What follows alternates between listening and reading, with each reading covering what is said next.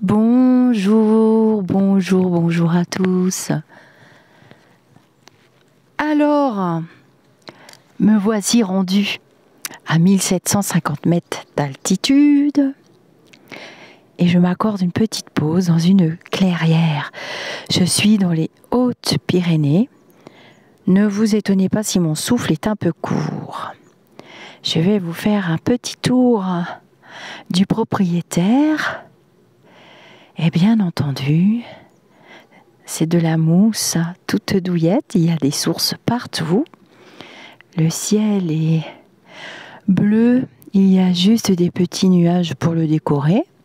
Donc ça fait encore plus joli, joli, joli. Et je vous ai choisi une jolie lecture. Alors c'est un paysage apaisant, tranquille. Et ce sont des lieux hyper chargés, ressourçants, et c'est le domaine des animaux, car je me trouve dans une zone pastorale. Il y a des chevaux, il y a des moutons, il y a beaucoup d'ânes. Et je vous posterai une vidéo parce que j'ai beaucoup ri ce midi. Quelle idée m'a pris de déjeuner dehors. Les ânes sont venus tout de suite me voler une partie de mon repas. Bon, j'ai partagé quelques petites douceurs avec eux, mais pas tout.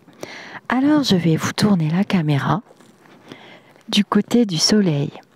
Et cette vidéo, j'y tiens beaucoup parce que j'ai choisi comme lecture, j'avais commencé ces lectures au bord de la mer et connexion spirituelle, Jacques Salomé, La ferveur de livre. Je suis tombée en totale synchronicité sur ce livre. J'avais expliqué dans le groupe Facebook, j'avais fait un petit direct. Et vous ne trouvez pas que la couverture du livre, c'est incroyable, hein? J'ai amené une quantité de livres, comme d'habitude. Je crois que j'ai plus de livres que de vivres dans ma maison roulante. Et est-ce que vous ne trouvez pas que la couverture du livre se fond tout à fait dans ce merveilleux décor? Je laisse toujours les lumineux choisir à ma place. Et croyez-moi, ça me simplifie la vie. Bon, alors,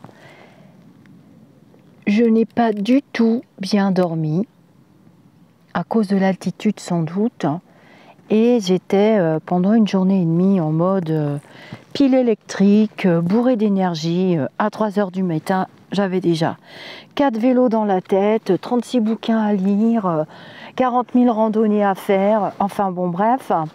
J'ai dit calme-toi, hein, arrête de fumer la mousse des sapins parce que là ça va plus aller du tout. Et demain tu feras 0 randonnée si tu t'endors pas rapidement. Alors je vous ai choisi un chapitre, j'aime beaucoup cet auteur. Déjà, bienvenue à toutes les personnes qui arrivent, bienvenue à toutes les personnes qui y sont, bienvenue à toutes les personnes qui resteront et bienvenue à toutes les personnes complètement fans de mes vidéos. Il en faut quand même, hein? Sinon, ça sert à quoi qu'on se décarcasse? Oh, ça va être super joli, je sais qu'il y a beaucoup d'entre vous qui ne peuvent pas voyager et tout. Ou bien qui sont au travail, ou bien qui sont sur leur trajet de voiture. Aussi, vous m'écrivez souvent que vous m'écoutez dans vos voitures le matin, le soir. Alors, faut pas regarder le décor hein, quand on est dans la voiture. Après, si j'y pense, je tournerai la vidéo. Monsieur Jacques Salomé, que je salue au passage, un grand monsieur. Fort de sa longue carrière de psychosociologue et d'écrivain, avec le regard apaisé d'un homme d'expérience, Jacques Salomé propose un nouvel art de vivre.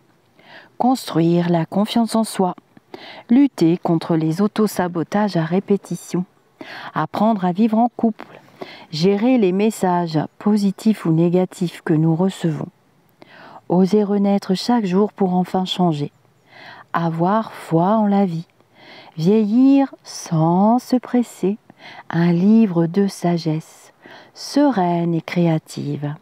Né à Toulouse en 1935, Jacques Salomé a enseigné pendant 15 ans à l'Université de Lille et s'est consacré à l'analyse des relations humaines. Auteur de nombreux ouvrages, ses livres sont traduits dans 17 langues.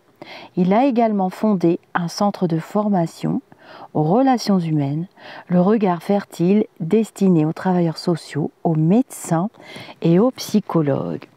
J'ai déjà fait des instants de lecture et aujourd'hui, j'ai trouvé mon petit post-it sur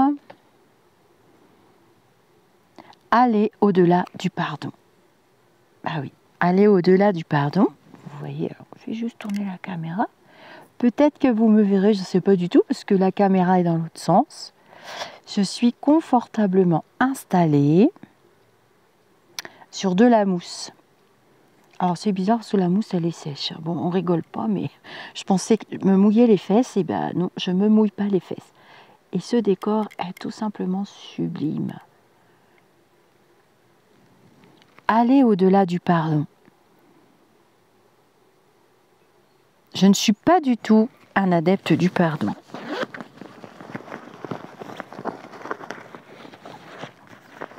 Alors, vous allez patienter 2 minutes parce que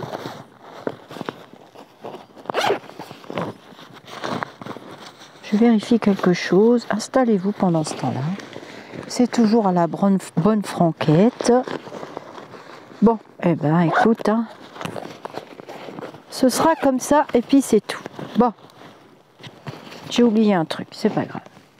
Je ne suis pas du tout un adepte du pardon. Du moins, tel qu'il est habituellement énoncé et qui consisterait, pour celui qui accorde son pardon, à se sentir soulagé, à se croire libéré d'une injustice ou d'une violence reçue, à croire à la réconciliation, parce qu'il a donné à un quitus et déchargé de tout remords celui ou celle qui l'a blessé, humilié ou exploité. J'en viens même à penser que le pardon peut être l'équivalent d'une double tromperie, l'une envers celui qui pardonne et l'autre envers celui qui est pardonné. Car accorder son pardon à celui qui nous a violentés, c'est toujours garder en soi l'impact de la violence que nous avons reçue de sa part. Je sais que le pardon, tel qu'il est pratiqué en Occident, soulage les tensions, indique un renoncement au ressentiment, implique l'abandon d'une vengeance, apaise les malaises qui subsistaient entre l'agressant et l'agressé. Ce n'est pas un hasard si le pardon a été si valorisé, si apprécié dans la culture judéo-chrétienne, et s'il revient en force dans les valeurs morales qui seraient à cultiver. Au cours des siècles, le pardon est devenu une institution qui a renforcé, le plus souvent, le pouvoir dominant. Car de fait, c'est la victime qui est invitée à pardonner au plus fort, à celui qui a détenu le pouvoir de lui faire mal et qui en a abusé. Il me semble que l'on va plus loin que le pardon, en pratiquant ce que j'appelle la restitution symbolique d'une violence reçue, d'une maltraitance imposée, d'un geste, d'un comportement, d'une parole qui nous a porté préjudice. Cela en remettant chez l'autre, par la médiation d'un objet symbolique qui représentera la violence reçue, ce qui nous a blessés et que nous ne souhaitons pas garder dans notre corps ou notre esprit. Cette restitution, je l'ai dit, doit être accompagnée d'un récit, d'un écrit, qui mentionne qu'il s'agit bien d'une démarche s'adressant non à la personne d'aujourd'hui, mais à celle qui nous a blessés en son temps. Le seul pardon qui me paraîtrait acceptable serait celui qu'on pourrait se faire à soi-même, d'avoir trop longtemps attendu pour mettre fin à une situation qui nous a fait violence et dont la trace ou le souvenir en nous a été parfois si traumatisant durant des années. Le seul pardon que l'on puisse s'accorder, c'est à son propre égard, pour n'avoir pas restitué plus tôt les violences reçues et les avoir laissées, parfois s'enquister durant des années dans son corps. Cette non-restitution sera d'ailleurs à l'origine d'un certain nombre de somatisations graves.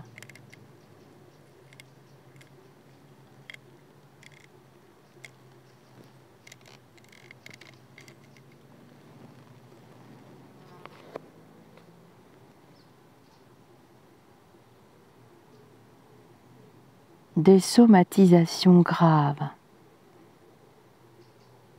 qui descendent dans le corps physique.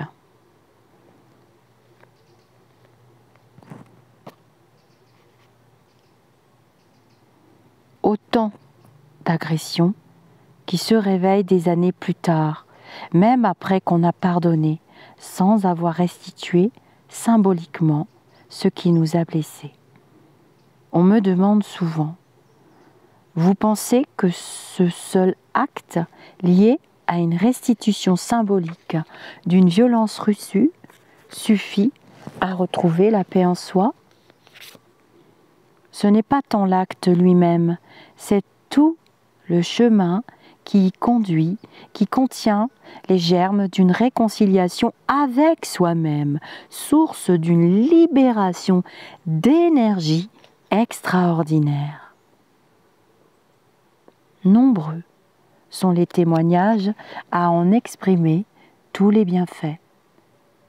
Nous pouvons en effet remettre à tout âge chez l'autre un objet symbolique qui représente la violence morale, physique, relationnelle subie, pour ne pas la garder présente dans notre corps, dans notre esprit, dans la mémoire active ou passive de nos souvenirs.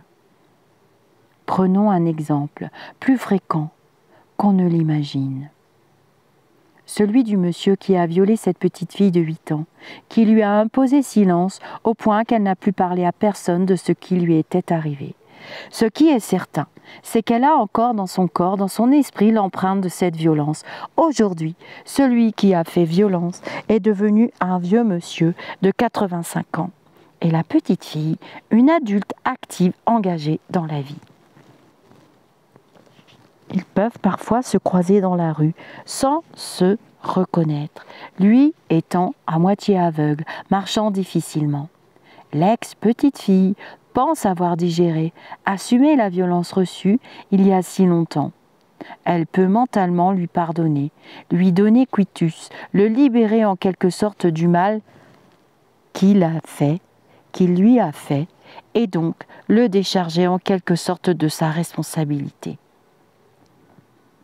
Et dans un premier temps, c'est vrai qu'elle peut éprouver un soulagement, celui d'avoir renoncé au ressentiment. Mais la violence reçue dans son corps est toujours là, pressentie comme une bombe à retardement. De nombreux débats et discussions ont surgi autour de ma position qui est de récuser le pardon pour oser restituer symboliquement la violence reçue à celui qui l'a déposée en nous. C'est vrai que la violence que j'ai reçue dans mon corps sera la même que je pardonne ou pas, me disait récemment une femme violentée. Si je pardonne à celui qui m'a fait mal, de m'avoir fait du mal, j'ai l'impression que c'est à moi que je fais du bien. En ce sens, le pardon me place au-delà de la souffrance. Elle n'est plus devant moi, elle est derrière. En pardonnant, ça ne change rien au fait, mais c'est pour moi l'équivalent d'une victoire sur la souffrance. À mes yeux, cela implique un cheminement intérieur qui dépendra aussi de l'intensité de la souffrance qui m'habitait.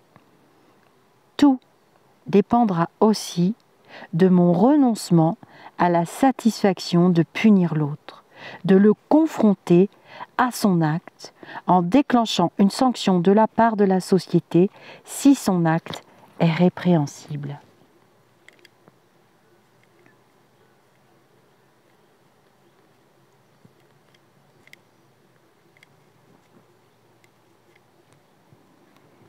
Une démarche de symbolisation se situe sur un plan relationnel et non légaliste. Elle vise essentiellement à la réappropriation d'une parole, à une meilleure définition de soi pour redevenir sujet, dans une situation où l'on s'est senti objet, chosifié par l'agresseur. Il y a cependant un risque de confusion entre trois phénomènes très différents. La violence reçue, acte, parole, comportement. La blessure créée, suite à la violence. Et la souffrance produite quand la blessure reste à vif ou est réveillée par une situation présente. La violence reçue vient d'un tiers. La blessure créée est en nous et la souffrance, qui est en quelque sorte le langage de la blessure, c'est bien nous qui la produisons. Le pardon, effectivement, semble diminuer, dans un premier temps, la souffrance, car il apaise la blessure. Il peut nous faire ressentir l'équivalent d'une réconciliation, d'une réunification avec soi-même, d'où le bien-être et le soulagement que nous éprouvons quand nous avons pu pardonner, comme cela est souligné dans le témoignage cité. Il peut nous aider à atténuer l'impact de la souffrance, à cheminer avec plus de distanciation. Mais il convient de préciser aussi que la souffrance ne vient pas de l'autre, elle vient de quelque chose en nous-mêmes, de la blessure provoquée ou réveillée par la violence reçue à un moment donné.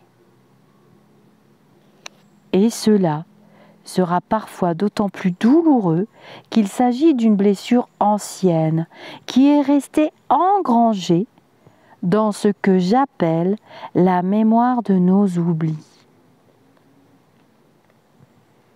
La mémoire de nos oublis.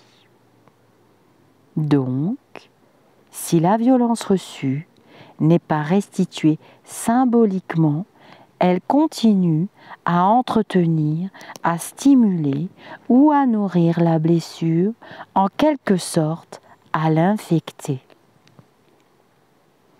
Une blessure peut être apaisée, mais elle sera toujours présente en nous, potentiellement en attente d'être réouverte.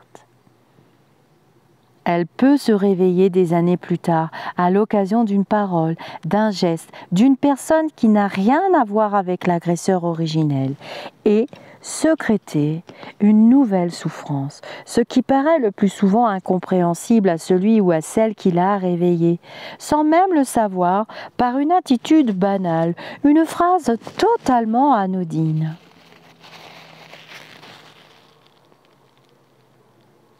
Il faut également parler de ce que j'appelle l'autoviolence, que nous produisons à l'égard de nous-mêmes et qui vient le plus souvent entourer la violence originelle. Ainsi, dans l'exemple d'un viol, la petite fille, puis la jeune fille, la femme par la suite, peut faire des cystites à répétition, avoir des hémorroïdes, des troubles gastriques très fréquents, ou des blocages dans ses relations sexuelles présentes. parfois même, et c'est terrifiant de ne pas en être conscient, l'autoviolence peut durer des années et devenir ainsi plus dévastatrice que la violence première. Depuis plusieurs décennies, j'enseigne la pratique des actes symboliques dans un concept lié aux soins relationnels, actes symboliques qui visent non pas à soigner la souffrance, mais à cicatriser la blessure en restituant à l'aide d'un symbole une violence ou une maltraitance imposée. Pour ma part, je ne souhaite pas que le pardon, quand il est offert, puisse renforcer le pouvoir dominant, car c'est le plus souvent la victime qui est incitée à pardonner à son bourreau, au puissant, à donner une sorte de quitus à celui qui a fait le mal, et peut-être ainsi à cautionner des comportements de violence futurs. Il est possible à une mère de pardonner à son fils de l'avoir volé ou de ne jamais lui rendre visite sans pour autant cautionner ses actes. Des parents meurtris arrivent parfois à pardonner aux meurtriers de leur enfant et apaiser ainsi une partie de leur désarroi. Ils peuvent pardonner sans pour autant renoncer à réclamer contre lui une sanction. Le pardon ne redonne pas la vie. Il permet un lâcher-prise sur le ressentiment qui est l'équivalent d'un terrible poison.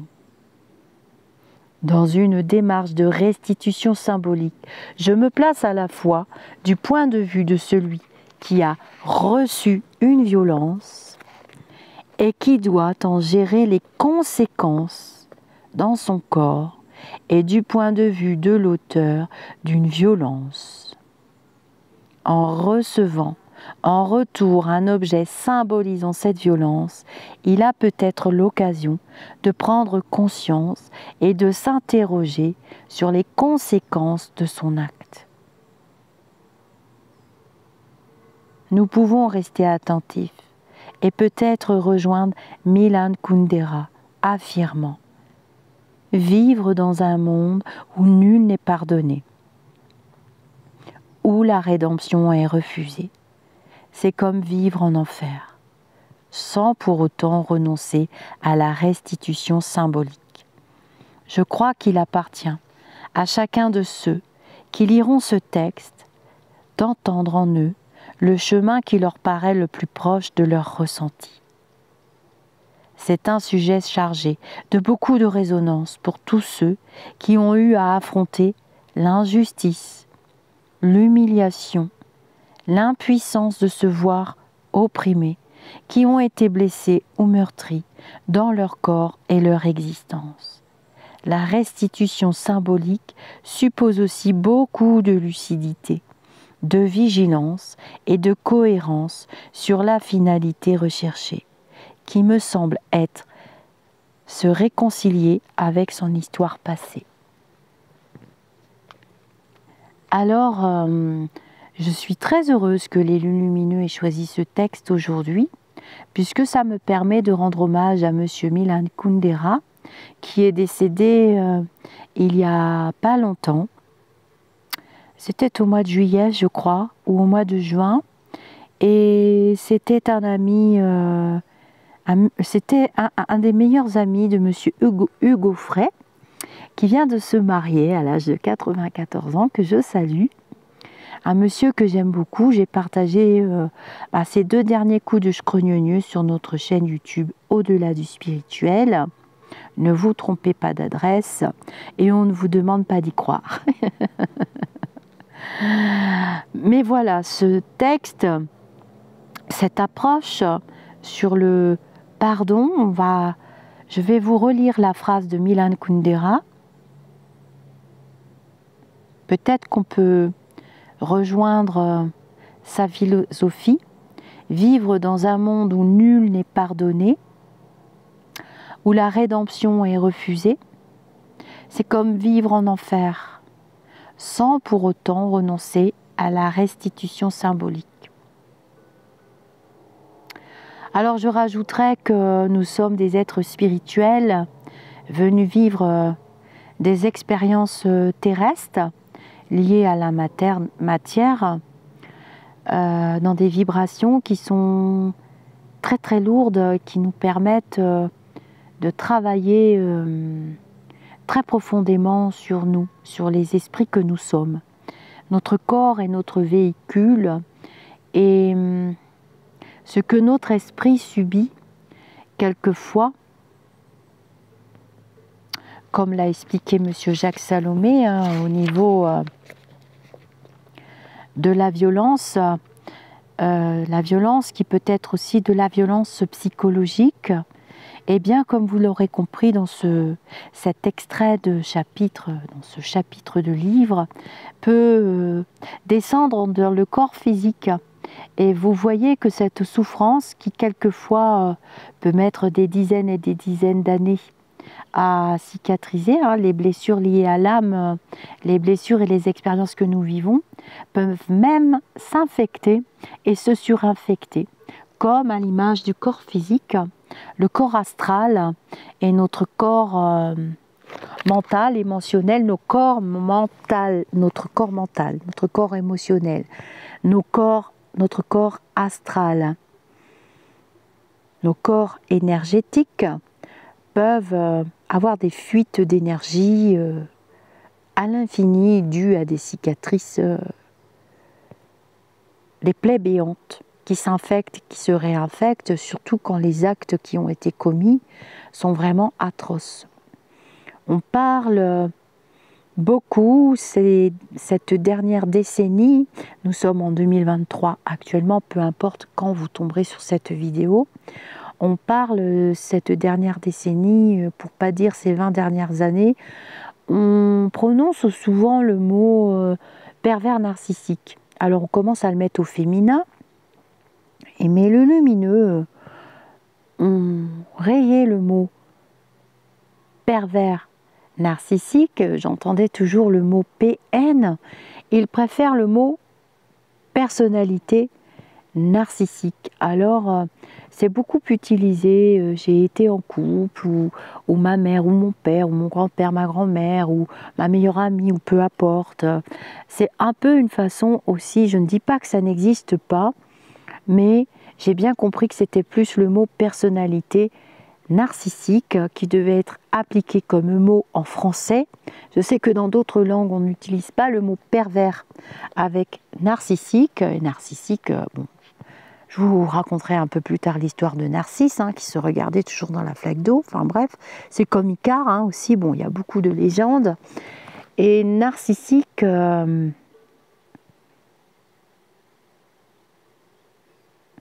peu importe qui vous avez vécu quoi, après tout, puisque c'est l'expérience qui compte, et de quelle manière vous allez la transformer, et de quelle manière vous allez vous en sortir. Et ça demande du travail, hein. C'est ce qu'il explique dans cet extrait de chapitre. Et j'aime beaucoup son approche du pardon. J'ai déjà fait des vidéos sur le pardon. Comme ça, vous avez plusieurs approches dans les playlists, hein. Vous avez au fil du spirituel. Dans les playlists, vous avez élégance spirituelle. Je remercie mon amie Violetta, mon attachée spirituelle, qui m'a communiqué les titres de ces playlists. Je ne travaille pas toute seule sur la chaîne. J'ai quand même des personnes éveillées aussi qui m'aident. Quelquefois quand je cale, hein, c'est un peu la page blanche. Et quand on parle du pardon, je suis d'accord avec Monsieur Salomé. Je n'aime pas du tout l'approche chamallow du pardon qu'on voit dans les petits panneaux, des citations à la va-vite, à la one again, a miss to fly, qui dit oui, je me suis pardonné, je t'ai pardonné. Le pardon, c'est pas du tout ça. C'est vraiment une vibration. Tout est vibratoire dans l'univers. On envoie une vibration vraiment réelle et sérieuse, comme une intention réelle et sérieuse.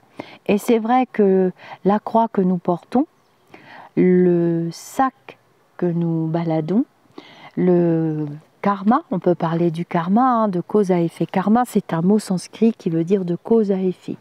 Tu envoies une intention, tu envoies une énergie, cette énergie va devenir vibration et tu vas te la reprendre. Hein. C'est ce qu'on appelle aussi l'effet boomerang. Ben, le pardon, il a sa propre vibration. Je vous ai dit qu'à partir de la rentrée, nous sommes en septembre, nous allons beaucoup travailler, je vais essayer de travailler avec les lumineux et avec ceux qui le veulent sur le pardon. On a beaucoup travaillé sur la gratitude dans mes vidéos précédentes.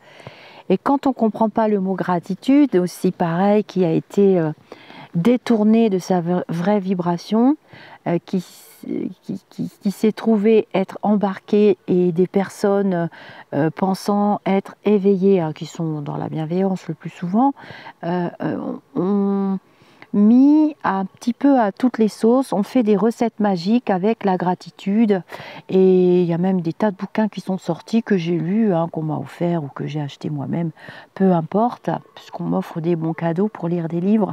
J'ai de la chance d'avoir des abonnés en or ou des pas abonnés, hein, je reçois des bons cadeaux pour acheter des livres, hein, parce que ça a quand même un coût au bout d'un moment. Il faut le souligner de temps en temps. Ma chaîne est totalement gratuite, je n'ai pas de don PayPal, je n'ai rien du tout. Je travaille comme nous tous et je travaille à mon éveil surtout. Eh bien, je vous dis souvent de mettre le contraire. Quand on travaille sur la vibration du pardon, sur une situation très difficile, vous voyez, il parle des enfants. Par exemple, un parent peut pardonner à un enfant. Cependant, dans la relation qu'on a avec un enfant, la plupart du temps, c'est une relation d'amour qui est presque inconditionnelle. L'amour inconditionnel sur le plan terrestre, il n'existe pas. Il n'existe pas. L'amour inconditionnel existe, mais il n'est pas sur le plan terrestre chez les êtres incarnés. Voilà. Il peut exister sur une relation, et encore avec des bémols, avec un animal. Parce qu'un animal a très peu de conditions. Mais l'amour terrestre, entre 2 personnes, 3 personnes, un groupe de personnes, ça finit par former un égrégore. Aussi, j'ai déjà parlé des égrégores. Un groupe de personnes, même 2 personnes, il y aura toujours des conditions.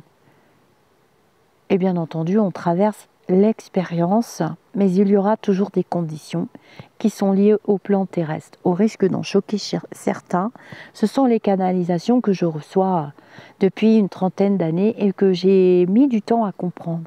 Donc, en face du mot pardon, pour mieux comprendre ce qu'est le pardon, alors pas à la sauce chamallow, hein, pas à la sauce vite fait bâclée, chacun fait ce qu'il a à faire. Moi, je sais qu'il y a des choses que je n'ai pas pardonnées. Et on ne m'a pas donné la possibilité de travailler sur le pardon, puisque ce sont des personnes qui ne sont concentrées que sur leur argent, leur ego, le pouvoir. J'ai déjà parlé aussi de l'argent, l'ego, le pouvoir, qui ne sont pas du tout des valeurs spirituelles, bien entendu, mais qui nous aident à les travailler. Ce sont des outils qui nous aident à les travailler. Quand on ne court pas après l'ego, quand on ne court pas après le pouvoir, quand on ne court pas après l'argent, qui est lié à la matérialité, le diable s'habille souvent en Prada.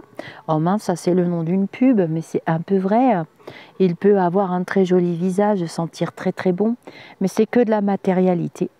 Et ça n'apporte rien au bout du compte. Et c'est vraiment éphémère. Quand on court après tout le temps à nourrir notre ego, qui finit par peser 450 kilos et qu'on le met au régime après parce qu'on lui dit « Eh, oh toi, Oscar, tu vas te taire un peu parce que moi je veux retourner travailler sur des valeurs spirituelles et puis je m'en fous d'avoir 10 téléphones portables, je m'en fous d'avoir la dernière robe à 2500 € et je m'en fous parce que je ne vais pas les emmener avec moi quand je partirai pour mon grand voyage », eh bien on peut travailler vraiment aussi sur la vibration du pardon. Et même avec le pardon, à travailler sur la gratitude. Alors c'est très difficile parce que on va tomber dans des vibrations basses, des vibrations de haine, des vibrations de jalousie, des vibrations d'envie, des vibrations de pourquoi moi. Alors quand on remplace par le pourquoi moi par qu'est-ce que j'apprends, déjà on a fait un pas. Qu'est-ce que je dois comprendre? Quelquefois, je m'arrête net. Je me dis, attends, là, ça fait trop de cadeaux, là. c'est trop beau pour être vrai. J'ai atterri dans ce lieu, c'était pas du tout prévu, parce qu'il y avait la course de vélo, le Tour d'Espagne. On a commencé à pester, toutes les routes où je devais aller étaient fermées, mais si ça n'avait pas été le cas, je n'aurais pas vécu ce merveilleux voyage. Donc c'est un petit peu chiant, ça fait un peu peur, mais ça fait 10 vidéos que je fais dans des endroits magnifiques. Je suis au contact de la nature, je caresse des animaux toute la journée, je suis dans un très haut lieu pastoral, j'ai jamais rien vu d'aussi beau de ma vie. Donc quelquefois, je suis tombée en panne de trucs et de machins, et ben c'est pas grave, il y a des sources d'eau, je remplis des bidons, j'arrive à me laver, il m'est arrivé que des catastrophes au départ. Et puis finalement, j'ai décidé de travailler cette expérience.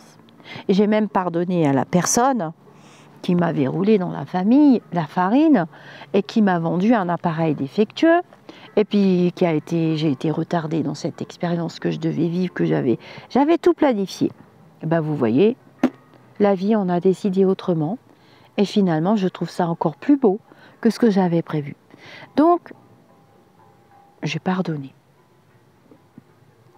Moi j'ai dit c'est pas grave, elle se reprendra dans la figure sa mauvaise intention de départ, tôt ou tard, puisque l'intention était de nourrir son compte en banque, ou était de nourrir son ego, ou était de me faire du mal. Et puis l'expérience s'est reproduite avec une jeune femme, au contact d'une jeune femme, qui a été odieuse, qui a refusé de me donner du pain, qui a refusé ci, qui a refusé ça, et 2 minutes après, elle m'avait menti et tout. Mais c'est pas grave, il faut laisser l'expérience à l'autre, il faut lui dire, bah écoute, c'est pas grave, toi aussi tu travailles sur toi. Voilà, commencer à être dans le non-jugement, c'est bien. Mais concernant le pardon, est-ce que tout est pardonnable? Le seul pardon qui me paraîtrait acceptable serait celui qu'on pourrait se faire à soi-même, d'avoir trop longtemps attendu pour mettre fin à une situation qui nous a fait violence et dont la trace ou le souvenir en nous a été parfois si traumatisant durant des années. Le seul pardon que l'on puisse accorder, c'est à son propre égard, pour n'avoir pas restitué plus tôt les violences reçues et les avoir laissées parfois s'enquister durant des années dans son corps. Cette non-restitution sera d'ailleurs à l'origine d'un certain nombre de somatisations graves, autant d'agressions qui se réveillent des années plus tard, même après qu'on a pardonné sans avoir restitué symboliquement ce qui nous a blessés. Je te rends, c'est un peu aussi la loi du talion, hein, œil pour œil, dent pour dent, mais je te le rends énergétiquement parlant. Je te le rends en continuant mon chemin et en ne perdant pas de vue ma propre boussole. Et vous verrez qu'il y aura des mains tendues. Et vous verrez qu'il y aura des gens qui partageront la même vision que la vie que vous avez. Parce que quelquefois, vous devez vous dire, mais attends, je dois pas être normale, ça va pas du tout, mais je suis complètement cinglée. Puis vous pouvez demander conseil à vos lumineux. Le soir, en vous endormant, on pleure un bon coup, le soir, puis le lendemain, puis le surlendemain. Tout est pardonnable, tout n'est pas pardonnable. On travaille sur soi, sur l'expérience. On se dit gratitude, il faut bien. C'est comme dans les films, imaginez dans les films qu'il n'y ait que des gentils. En fait, quand je dis la pièce est un film, la pièce est un film, le film est une pièce, la vie est un film, une pièce de théâtre. C'est ça la vie. Dans les films, dans les pièces de théâtre, c'est la vie. La vie d'hier, la vie des westerns, la vie du Moyen-Âge, la vie d'aujourd'hui, la vie quand on voit les frères Bogdanov à l'époque, il y avait Temps X, il y avait toutes ces émissions-là, on voyageait déjà dans le futur, et vous avez vu que le futur a été plus vite que prévu, et on a presque tout même dépassé. On s'imaginait même pas avoir des téléphones, se voir dans les caméras, discuter, rencontrer des personnes à l'autre bout du monde à travers des vidéos sur une chaîne YouTube. On s'imaginait même pas ça. Et voilà. Donc finalement, on est éphémère et tout est expérience. Donc si on ne comprend pas le mot pardon, on peut mettre le mot impardonnable. C'est vrai. Mais alors c'est lourd, hein. C'est lourd, c'est lourd, c'est lourd, c'est lourd, c'est lourd. Et il faut nettoyer, nettoyer, nettoyer. Et comme il l'explique, eh bien, voilà. Symboliser, la symbolisation se situe sur un plan relationnel et vraiment personnel. Le pardon, c'est une énergie, ça peut se travailler en thérapie, c'est sûr. Vous pouvez tout travailler en thérapie. Vous pouvez tout travailler en énergétique. Comme je vous le disais tout à l'heure, il y a des tas de bouquins.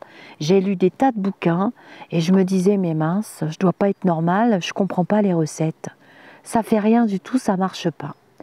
Alors il y a la recette, il y a le plan A, il y a le plan B, le A plus B plus C plus D, et puis tu prends le bâton, tu fais des encoches, et puis le lendemain tu fais le papier d'intention, et après le papier d'intention tu sais plus si tu dois le manger, le brûler ou le truc. Il y a quelques techniques très simples qui fonctionnent, comme le papier d'intention très simple qu'on place sous une bougie, ou bien la prière. Les prières sont toujours entendues. Les prières sont faites avec la vibration du cœur. Alors, je ne vous parle pas de prendre un chapelet et de réciter pendant 3 heures le truc et puis de rentrer chez vous et de battre votre femme et vos enfants, ou votre mari, vos enfants, ou vos animaux, enfin, j'en sais rien, ou de faire des coups pendus sur Internet comme on en voit beaucoup, avec des vilaines phrases, des vilains mots, des vilaines vibrations. Les mots ont une vibration. Chaque mot a une vibration. Et tout est toujours dans le pouvoir, dans l'intention. On peut être très très pauvre et faire un cadeau de quelque chose à quelqu'un. Donner de son temps, par exemple. Ma grand-mère me disait, c'est pas parce qu'on est pauvre qu'on ne peut pas faire des cadeaux aux autres. On peut donner de son temps. Voilà. On peut aller dans des associations, on peut dépanner des personnes, on peut aider son prochain avec un mot gentil, une main tendue. On n'est pas obligé de faire des gros cadeaux très très chers et puis de continuer sa route et d'être odieux et désagréable. Et bien le pardon, c'est la même chose. C'est très difficile à comprendre parce que c'est une vibration qui se vit au travers nos 7 chakras. C'est pas A plus B plus D, je vais acheter le bouquin, je vais tout de suite me sentir mieux. Dans les livres, on trouve, comme là, des textes de personnes qui ont du vécu, comme Monsieur Salomé. Il y en a d'autres, hein, des philosophes, il y en a d'autres. Mais voilà, je voulais partager avec vous cette vidéo. Il y a des gens qui arrivent, donc il va y avoir du bruit, parce que c'est un chemin de randonnée. Et puis je lirai avec délice vos commentaires. Vous êtes de plus en plus nombreux à arriver sur la chaîne et je vous remercie pour vos abonnements. Ça me donne encore envie, plus et plus et plus, d'aller plus loin, d'aller plus haut. Là, d'ailleurs, je vais monter plus haut dans la montagne. Et je vais vous dire Namasté. Hein. Namasté, c'est aussi une vibration. C'est un mot très puissant de respect. C'est une façon de dire à l'autre... alors ça vient d'une autre culture, c'est sûr, mais c'est une façon de saluer l'autre et de lui dire qu'on respecte en lui le tout, le divin, la part divine qui est en lui et qui est venue vivre des expériences spirituelles sur le plan terrestre. Et on lui pardonne déjà d'avance pour ses fautes. Et puis... l'autre, quelquefois, quand il est dans d'autres vibrations, vous allez le ressentir parce que vous aurez beau demander pardon, on vous dira non, mais ah, mais oui, mais non, mais non, mais ah, mais oui, mais t'as fait ci, mais t'as fait ça, mais tu te rends compte. Mais c'est toi qui te rends pas compte que nous ne sommes rien que des êtres spirituels et qu'on avance chacun à notre rythme, finalement. Je suis comme vous. Je travaille sur moi aussi. Je partage juste des instants dans des endroits que je traverse et que je partage avec vous et qui sont hautement chargés. Et vous bénéficiez de ces énergies d'ailleurs pour tout vous dire. Alors je vais continuer mon chemin. Je vous dis namasté. N'hésitez pas à disserter avec des sujets, des verbes, des compléments. Je me fiche complètement des fautes d'orthographe parce que ce qui compte pour moi, c'est l'intention de vos messages.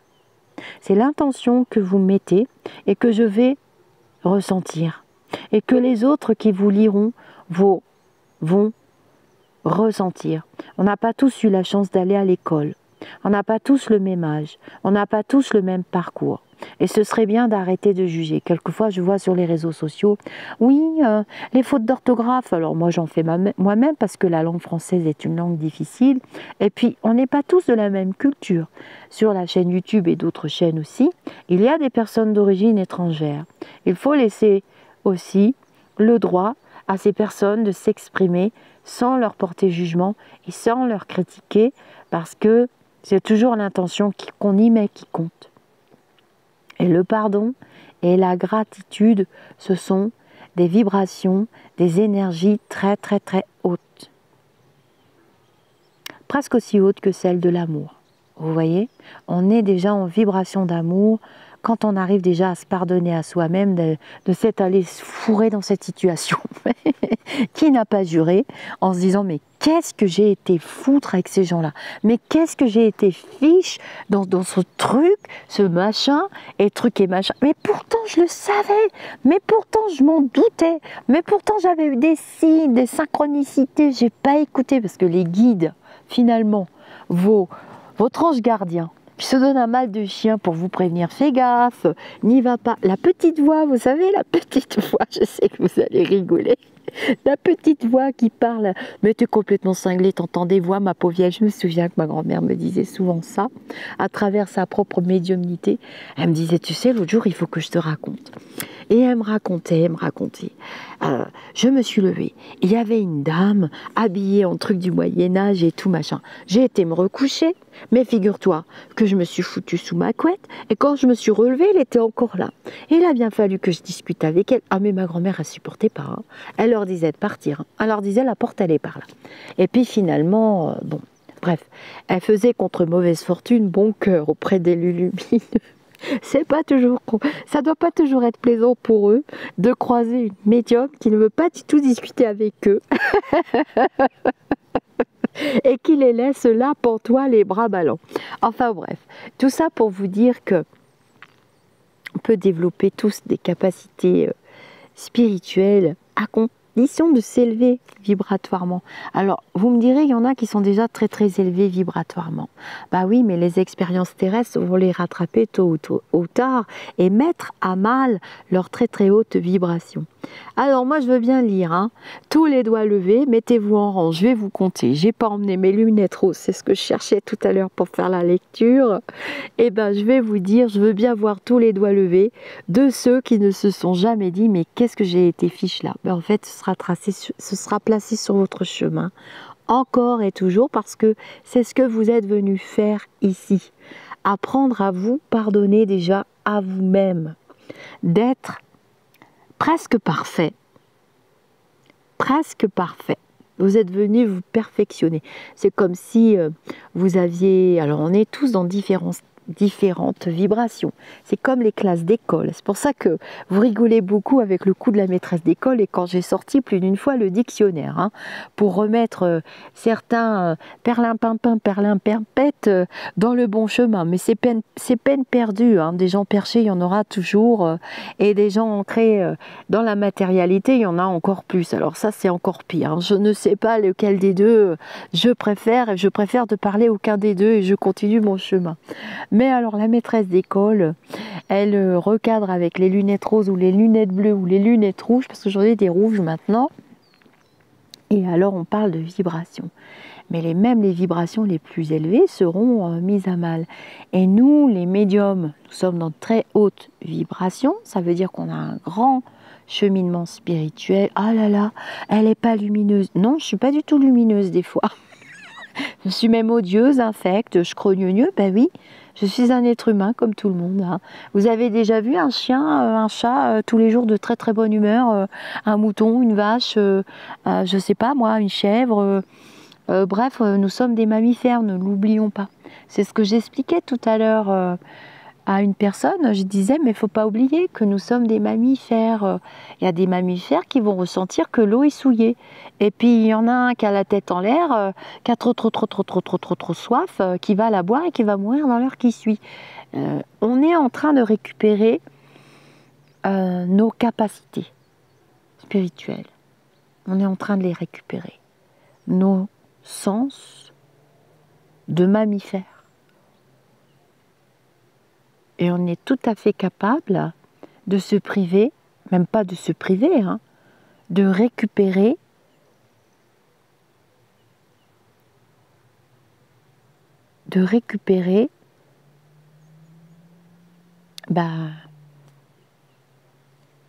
la relation que nous devrions avoir avec la nature et avec la planète et les éléments. Pourquoi vous croyez qu'on voit des inondations, des feux géants? C'est les éléments. Tout est déréglé sur la planète. Les éléments. J'ai déjà dit dans d'autres vidéos, mais c'est pas grave, je me répète. Les gens ne sont pas passés, donc je peux continuer un petit peu. Les éléments se déchaînent. C'est pour nous faire prendre conscience. Je lisais une lecture hier, j'ai fait un instant de lecture que je vais publier,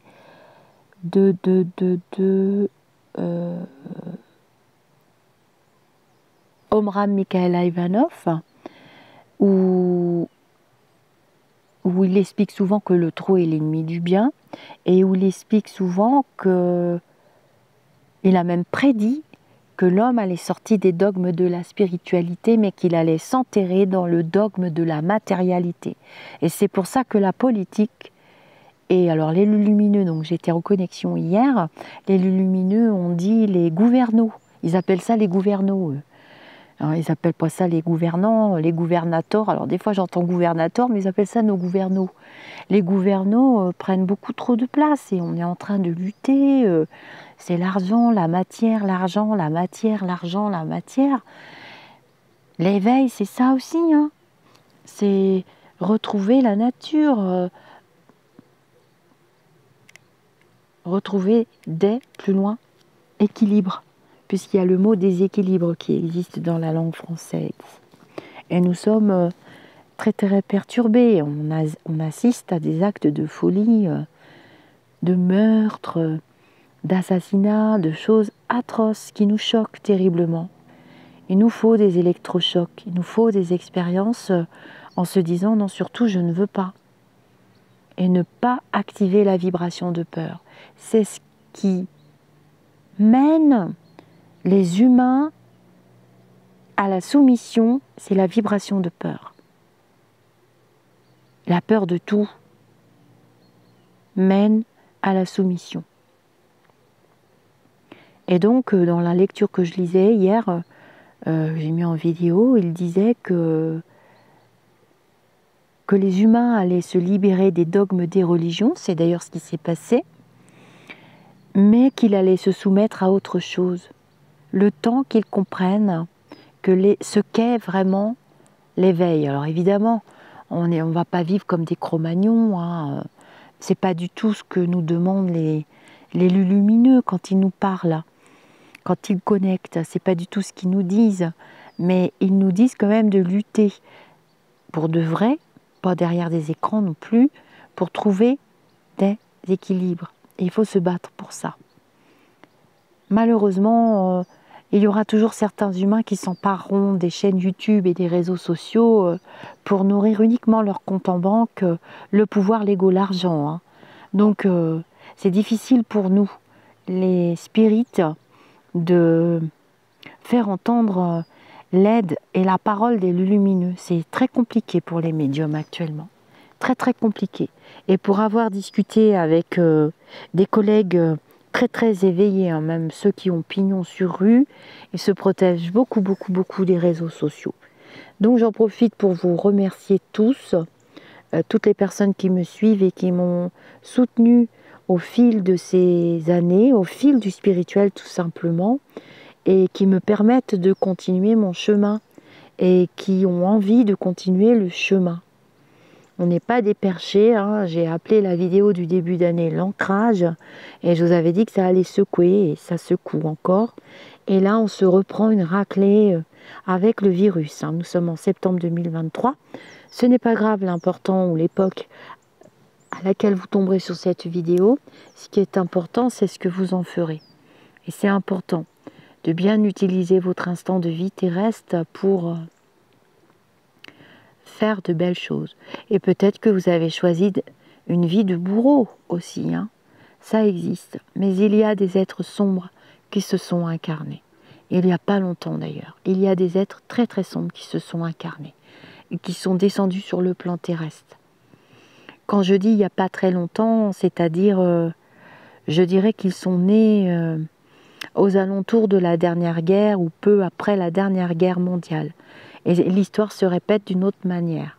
Ça, c'était compliqué à comprendre comme information de la part des lumineux. Je vous souhaite une belle soirée, une belle nuit, une belle matinée, une belle après-midi, une belle journée. Je dis hola à toutes les personnes d'origine ou qui sont espagnoles qui me suivent. Très joli, hein, ce soleil à travers le... Oh, c'est absolument sublimissime. J'ai envie de dédier cette vidéo à Marie-Josée. Je ne sais pas si elle l'écoutera jusqu'au bout. C'est marrant, j'ai dit Marie-Josée alors que c'est pas du tout Marie-Josée, c'est José. C'est José tout court. Mais comme on est en septembre, c'est le mois de Marie aussi. C'est le mois de la Vierge, hein, n'oublions pas. Fin août, début septembre. Le 8 septembre, on fête aussi la Vierge. Au mois de décembre, on la fête aussi le 8, je crois, oui. Et puis au mois d'août, on fête notre très sainte mère. Et José se bat contre une maladie, un cancer épouvantable, comme une guerrière. C'est vraiment une femme que j'admire, elle lâche rien. C'est épouvantable ce qu'elle vit et elle est encore là. Elle pensait même quitter ce monde au mois de mai-juin. J'ai eu très très peur. J'accompagne des personnes sur le plan terrestre. La mort d'une bonne action, c'est d'en parler, donc j'en parlerai pas, mais je veux lui rendre hommage vraiment. Et je veux qu'elle continue et qu'on lui envoie vraiment beaucoup, beaucoup, beaucoup, beaucoup de lumière. Et José, je pense à vous tous les jours.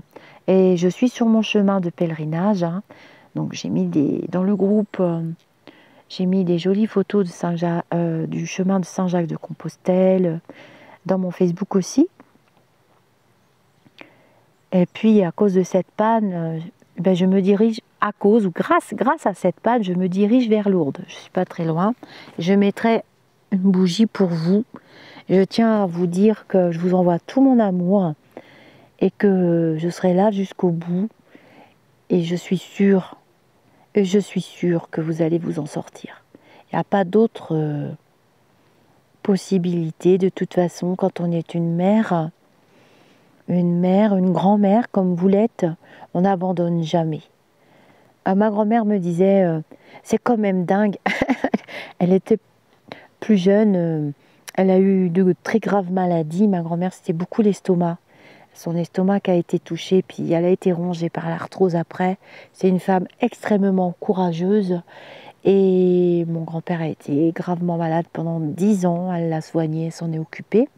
Je me suis pas mal occupée de mon grand-père aussi au début de sa maladie, puisque je vivais chez mes grands-parents et chez ma tante, puisque ma mère était gravement malade aussi, au début. Et ma grand-mère me disait, tu sais, c'est terrible, elle avait un livre qu'elle adorait, qui s'appelait « Toutes les mères s'appellent Anita ». C'est un livre qui a été écrit par... Konzalik, je crois, c'est un écrivain qu'on lisait beaucoup à l'époque, comme Slaughter, Guy Descartes. Alors, ceux qui ont lu les livres de cette époque, vous devez connaître ces auteurs. Et ma grand-mère, elle adorait ce livre, Toutes les mères s'appellent Anita. Et c'était l'histoire d'une mère qui était très âgée. Ça parlait de son fils et tout, je me souviens très bien de l'histoire. Et elle a supplié les docteurs qu'on lui prenne son cœur pour le greffer dans le corps de son fils qui était cardiaque. Je ne me rappelle plus ce qu'il avait eu. Et je ne sais plus de quelle manière elle a réussi à sauter la vie pour que son fils... et ça, c'était un livre que ma grand-mère adorait. Donc je partageais ce goût pour la lecture avec ma grand-mère et on lisait les mêmes livres. Très souvent, on se partageait les livres. Et ma grand-mère me disait souvent, une mère ne peut pas être malade même avec 40 de fièvre, quand les enfants sont petits, il faut qu'elle se lève, qu'elle s'en occupe.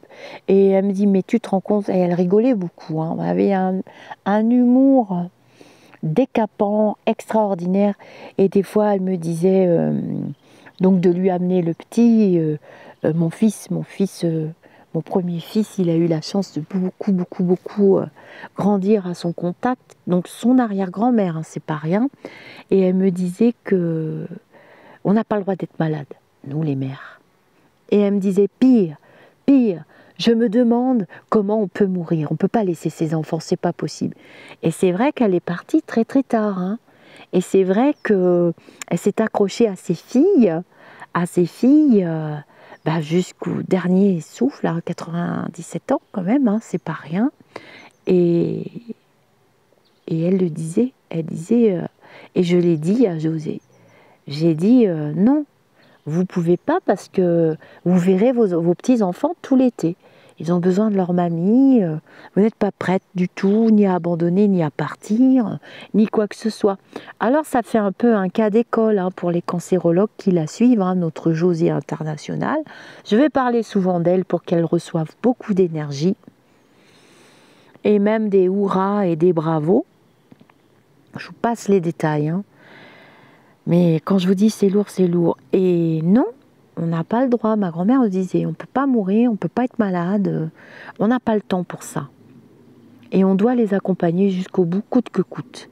Elle me dit, tu verras. Même quand tu auras 40, même quand tu auras la diarrhée, même quand tu... On est toutes passées par là. Et même après, quand ils sont grands et qu'ils ont leur vie, même si on les laisse libres, on se ronge le sang la nuit. Il n'y a rien à faire, hein. Les vélos arrivent dans la tête, oh là là, c'est la canicule. Est-ce qu'il va pas avoir trop chaud dans la voiture? Qu'est-ce qu'il fait aujourd'hui? Alors moi, je suis pas du tout une mère intrusive, alors absolument pas, hein. Je suis pour la liberté totale. Ça va, ça vient, ça téléphone pas, ça fait la tête, ça fait pas la tête. Ils vivent leurs expériences. On les a amenés, on a donné tous les outils, on a été...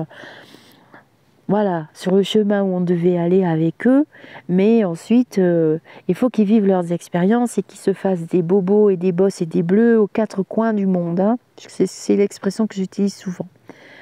Mais elle me disait ça, ma grand-mère. Elle me disait, tu verras. Ah là, ils sont petits et tout, amène-moi le petit. Tu fais tes études. J'avais repris mes études assez tard dans le médical, c'était compliqué. L'autre, j'avais un kamikaze de gamin. Il s'était fracassé la veille où je devais passer mon diplôme d'État. Il n'a rien trouvé mieux que de faire de la patinette sur le... J'avais du parquet ciré et de se fendre la mâchoire sur la table du salon, opéré d'urgence, anesthésie générale et tout. Je passais mon diplôme le lendemain matin. Enfin bref, il a atterri à l'hôpital, ils me l'ont gardé et c'est ma grand-mère qui l'a pris. Il pouvait plus s'alimenter du tout. Il avait eu la mâchoire brisée. Les dents s'étaient fracturées, elles étaient rentrées dans le palais. Donc... il a survécu en plus à une chirurgie esthétique, il avait 6 ans et demi. Et c'était drôle parce qu'il y avait un infirmier qui avait le même prénom, qui s'appelait Alexandre. Et il y avait dans le service un... Donc, les collègues, t'inquiète pas, on va s'occuper de lui. Enfin, moi, j'avais un enfant super drôle, super marrant. Enfin, c'est un enfant formidable, mais kamikaze, quoi. J'avais pas eu le temps de me tourner la tête qui s'était fracassée. Il y avait du sang partout, j'ai hurlé, je lui ai mis un gant de toilette dans la bouche, tellement le sang coulait. Donc j'ai téléphoné au SAMU. Ils m'ont dit surtout, vous touchez pas le gant de toilette, vous nous l'amenez tout de suite.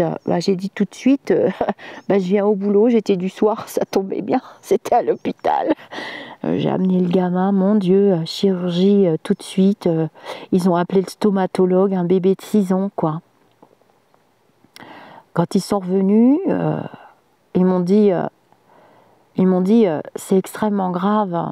Il a toutes les dents de lait, tout le côté, le devant. Il avait la lèvre du haut fendue jusqu'au nez, la lèvre du bas éclatée en deux, jusqu'au menton. Il a gardé des cicatrices d'ailleurs, mais bon, il est tellement beau, ça fait beau après. Ça fait viril. Et... ma grand-mère pleurait, elle me dit, c'est pas possible, t'as pas de chance, c'est pas possible, tu me l'amènes. Je dis, je peux pas, mais je passe le diplôme demain matin. Je passe le diplôme d'état demain matin. Toutes les surveillantes au taquet, qu'est-ce qui se passe et tout. On ne peut pas reculer les examens, c'était pas possible et tout. Et l'infirmier s'appelait Alexandre. Ben, il me dit, écoute, je vais le prendre en charge. Donc il a été opéré, stomatologue, chirurgien, tout le monde est venu. Il a fallu qu'il retire tous les morceaux du palais et tout, et du coup le petit pouvait plus s'alimenter pendant des semaines. Ça a duré des semaines, des soins buccaux très précis, des fils partout, il pouvait plus parler, il est devenu bleu, violet, tout le visage a gonflé, enfin bon, il ressemblait plus à rien mon bébé. Et c'est ma grand-mère qui me l'a pris. Donc la synchronicité de l'histoire, c'est que donc l'infirmier s'appelait Alexandre comme lui. Je vous ai dit, j'avais donné un prénom de roi. C'est ma grand-mère qui a choisi le prénom en hommage au papa de mon grand-père, qui s'appelait André, qui s'appelait Alexandre, et qui était mort écrasé par un train. Il travaillait sur les voies ferrées, et était mort écrasé par un train. Donc la mère de mon grand-père s'est retrouvée veuve avec 3 fils très tôt. Et vous voyez, hein, les vies pas faciles des grands-parents. Et donc, il y avait un livre dans le service, c'était un truc d'abeilles, et le livre s'appelait Alexandre chez les abeilles ou je sais pas quoi. Donc il lui a lu le livre et j'ai pu quitter mon Alexandre pour qu'il se fasse opérer. J'ai donc été travailler dans le service. Toutes les 2 minutes, je redescendais. Toutes les 2 minutes, bah non, j'avais pas le droit parce qu'il le préparait et il voulait pas que je voie dans quel état il était en fait. Hein. En fait, mon fils était bleu, violet. Bref, ultra grave. Et il avait perdu beaucoup de sang. Mais j'avais cet infirmier formidable. Et ils l'ont opéré, et puis j'ai passé mon diplôme d'état. Donc ils l'ont gardé plusieurs jours dans le service, et puis après j'ai amené chez ma grand-mère pour continuer mes stages. Je ne pouvais pas interrompre mes stages, et c'est elle qui s'en est occupée. Et c'est de là qu'elle me disait, tu vois bien, on doit s'aider les uns les autres. T'aurais pas pu passer ton diplôme, et elle s'en occupait, mais c'était dur, hein, parce qu'il y avait des soins de bouche, il a fallu que je lui apprenne à les faire, elle avait mon grand-père qui était gravement malade, c'était dur, et elle l'a eu pendant 3 semaines, 1 mois, et elle lui faisait elle ne pouvait boire que des liquides et manger que des liquides, pendant 3 semaines. Donc vous voyez, j'ai quand même eu mon diplôme et l'expérience a continué. Et après, il a eu des soins parce qu'il a eu les dents qu'on repoussait. Les dents qu'on repoussait ont été très abîmées. Ces vraies dents, hein, du coup, après ont été très abîmées. Son palais a mis du temps à cicatriser. L'os, il a fini par cicatriser, la mâchoire, tout ça. Et après, il m'a fait d'autres accidents. Très grave, mais vraiment. Mais je me disais, mais c'est pas possible ce kamikaze. Ma grand-mère, elle me disait, il est scorpion. Hein. Et elle me disait, mais c'est pas possible, mais c'est pas possible, mais c'est pas possible. Et toutes les 2 minutes, mais il est tombé de vélo dans le ravin. Et ma grand-mère, elle pleurait à chaque fois. Elle me disait, mais tu me l'amènes, je vais m'en occuper, ma fille, je vais m'en occuper. Mais tu vas t'en occuper, mais. Je l'amenais chez mémé. Et un jour, je me rappelle, il avait une fièvre de cheval, je sais pas ce qu'il m'avait foutu. Et ma grand-mère, elle me dit, tu sais ce qu'il m'a dit? Puis à l'époque, le téléphone et tout, c'était cher. Elle me dit, il s'est couché dans des draps tout frais et tout, c'était impeccable chez ma grand-mère. Et il me dit, dans la voiture, il était en suée, en nage, en je sais pas quoi. Et il me dit, tu vas m'amener chez mémé qui guérit? Tu vas m'amener chez mémé qui guérit tout? Ma grand-mère, elle guérissait tout. Et sa mère était guérisseuse, comme par hasard. Et c'était chez mémé qui guérit tout. Il l'appelait mémé qui guérit tout. Et il me dit, ma grand-mère, elle me dit, tu te rends compte, hein? Il se couche et tout. Et il me dit, et il nous regarde toutes les deux. Et il se met au fond du lit qui était tout frais, il sentait bon et tout. Il me dit, oh! Et il nous regarde et dit, il était tout petit, hein, il avait 6 ans et demi, 7 ans, il nous dit, oh, on est bien chez mémé qui guérit tout. Et pouf, il s'endort. Et ma grand-mère, elle éclate de rire, elle dit, c'est bien la première fois qu'on m'appelle mémé qui guérit tout. Mais j'ai dit, mais tu vois, tu guéris tout, mémé. Les défunts, ils aiment bien qu'on parle d'eux, Et ils aiment bien aussi qu'on pratique la gratitude envers eux. Vous voyez, et c'est important de leur rendre vraiment tout le bien qu'ils ont fait sur Terre. C'est pas bon de ressasser le mal et tout ça envers les défunts, sauf quand c'est vraiment comme on vient de le dire dans le livre. Hein. Mais ouais, c'était Mémé qui guérit tout. Et elle guérissait tout. Elle avait le pouvoir d'apaiser les maux de l'âme, les maux de l'esprit. Elle était psychologue, voilà. Donc, je rends hommage à José, qui guérit tout, et qui va guérir même les docteurs, et qui est devenu un cas d'école presque. Hein. Et je rends hommage à ma grand-mère, et je vous rends hommage à vous tous, et je vous dis namasté.